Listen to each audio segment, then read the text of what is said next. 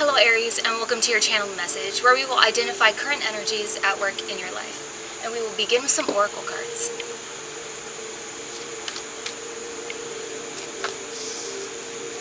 Keepers of the Earth. You're not alone. Ancient ancestors stand beside you.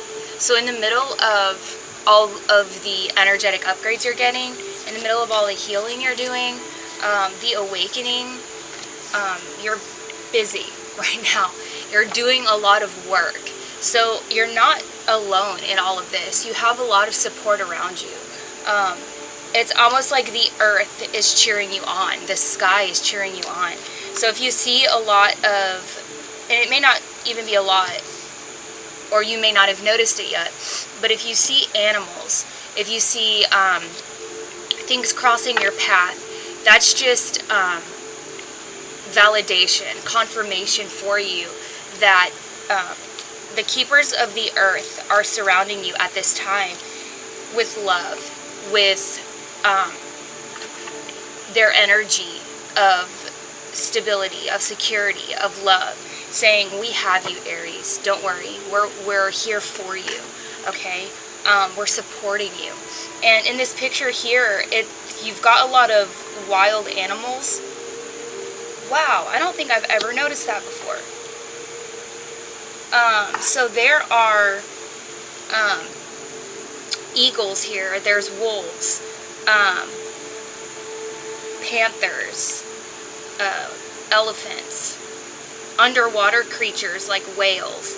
So there's a heavy emphasis on creatures of nature, like wild animals, animals you wouldn't keep as pets. So if you notice those animals crossing your path in a way of like movies or in your dreams, for instance, they're there to give you their wisdom. They're there to give you, they're there to teach you that divinity is there for you. And if you look up any specific animal that's coming across your path a lot, you can see exactly what theme is trying to come across, whether it be wisdom, nurturing, strength, okay? Next you have hidden path, the marriage of spirit and matter, okay? So being able to focus not only on providing for your household and earning and that sort of thing, and also paying attention to your divine path. So bringing those two into union so that you are not divided, okay? So that you don't feel like you have to forsake one for the other, okay? It's learning how to bring them together, okay? And again, that's on your path. And so you've got two trees here, and there's the earth here, and there's hearts in the soil, and there's the sun on one side and the all-seeing eye on the other side. So there's also an Ankh in the middle, which is everlasting life. So it's like you've been doing this for lifetimes, okay? And you've got higher knowledge, you just need to tap into it. You've got the Two of Wands here. Two of Wands is resting after hard work, patience, trust, planning for the future.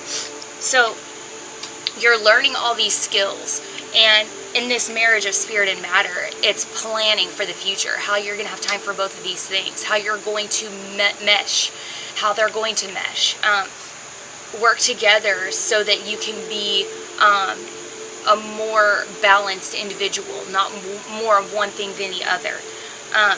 Next you have the Knight of Wands. Knight of Wands is courageous, following a new direction. But you're not hastily doing this. You're going to not fall into being hasty or aggressive. You're learning to balance these energies. And that's what keepers of the earth are doing for you, because the earth is a stable energy. And sometimes fire energies can get caught away in emotions, can get caught away in energies, and be overly passionate or be in an aggressive nature, especially if they feel like they have to defend themselves or justify what they're doing, okay? So don't get caught up in that. Next you have the Ten of Swords. So the Ten of Swords is endings, okay? It's going to feel like a loss, a defeat, but it's not. It is not a loss.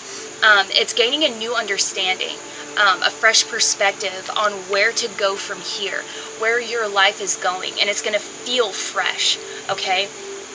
It's saying goodbye to old habits, what you did in the past, but understanding that it just doesn't work for you anymore. You can't stay in first grade forever, because then you wouldn't learn the things that you would learn in second, third, fourth, fifth. You just wouldn't keep evolving, okay? Next you have the Lover's card. That's about love, a connection, perhaps even a union of opposites, okay? Being able and readily available for that love that you ultimately deserve and you actually want, okay? But you've got to keep moving forward.